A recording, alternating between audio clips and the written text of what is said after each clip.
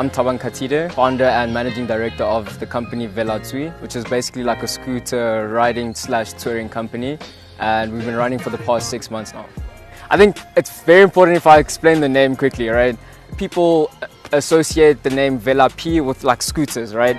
So now with the Velatswi, that Tswi part I took from Sepedi, which basically means like hotswa, like, you know, hotswa ka dikuta, that kind of mashup of a word. And you know, funny enough, I mean, HQ is basically Tswane, so that lined up as well. So I was just like, you know, it's the perfect name, Velatswi.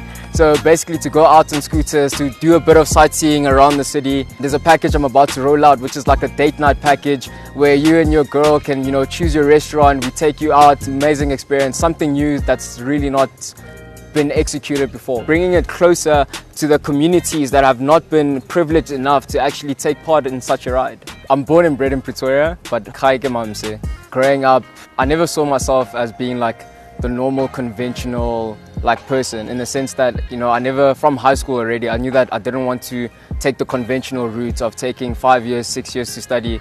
I knew I just wanted to do something more in that time, and after much fighting with obviously black parents, you know, it's such a battle to really establish yourself as your own person, as your own man the whole time. And eventually I won the battle, and you know, I did a short course at Boston that basically just made them happy, and it's just like, okay, cool, now it's up to me and I'm finna do like what I want to do now. What inspired me to get into business was the fact that because I didn't want to take the conventional route, obviously you have to have a plan. You don't just say, you know, I'm not gonna go study, and then you just sit at home the whole time. I've always been like a man of action, setting up things. You know, I have this one book that has like all sorts of plans where I know, okay, let me try this. If it fails, then cool, on to the next project. So I have so many like different projects lined up, and obviously you take one, you execute, go forth, so forth. I'm in that business phase where you're kind of doing everything. So it's like you're the pilot, you're also the hostess, and you know, you have to manage everything and create, you know, still have that perfect balance with each element. I basically use like independent contractors for the rides. So whenever there's bookings, there's people that I have on standby to take on those bookings with me, because I've got the 2 scooters. This is the one that you're seeing here. I've got another beautiful black one at home. No one's doing what I'm doing in the way that I'm doing it. So obviously with that, when you're at the forefront of creating something new, there's no blueprint. There's no, you know, copy and paste. Okay, this is what my competition's doing. Cool, let me try it. And so that's been my biggest challenge, is really just getting this off the ground, because people don't know what they don't know.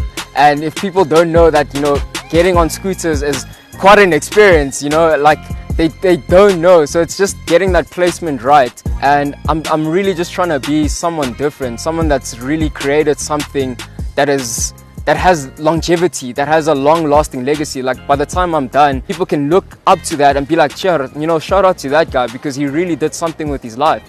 And I mean, aside from that, I want people to look at me, not just, you know, people, but people that are upcoming in particular, because they'll look at me and be like, "Dude, if this guy could do it, I could do it as well." You know, I want to be people's courage. So when they look at me like, "Yeah, you know, this guy had this and this and this and this against him, but despite all of that, he still managed to succeed and push through." So COVID has affected my business in the sense that I was already starting to plan, you know, launching properly, like back in March 2020 already. And at the time, that's when I just got the scooters. And literally, that's the time we literally just got into lockdown. So it's just like, okay, damn, like what do I do now? And obviously, when such challenges pull through, that's when you really have to adjust. So obviously now I turned these scooters into delivery scooters. I kid you not. So man, I went to restaurants. I'm like, "Hey, do you guys need a delivery person?" Cool. No. Okay. Next one. I had like a list of 8 restaurants that I approached. And you know, obviously after a while, when I literally gave up, there was one restaurant that actually called me back, and it was on my mom's birthday.